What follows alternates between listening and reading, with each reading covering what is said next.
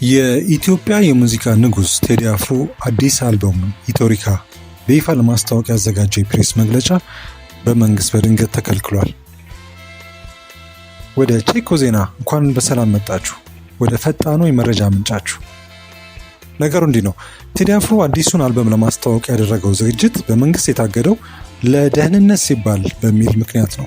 ይህ ክልከላ ግን አልበሙ እንዳይወጣ አላገደውም። ይልቁንም አርቲስቱ ከስርጭት ድርጅቱ ሰዋሰው ጋር ያለውን ውል አቋርጦ ቅድመ ክፍያውን እስከ መመለስ ደርሷል።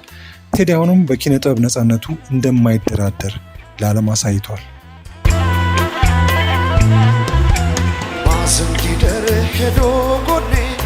ይህ ለእኛ ምን ትርጉም አለው?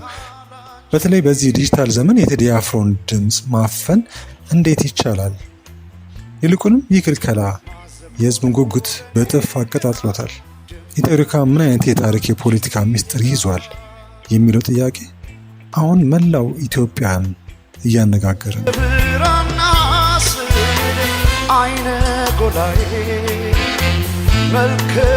እናንተስ የፕሬስ መግለጫው መከልከል ለአልበሙ ሽያጭ ይጠቅማል ወይስ ይጎዳል? ኢትዮሪካስ ምን ይዞ ይመጣ ይሆን? ሀሳባችሁን ኮመንት ላይ ጻፉልን። ያስታውሰኛል ላንቺ መውደቄ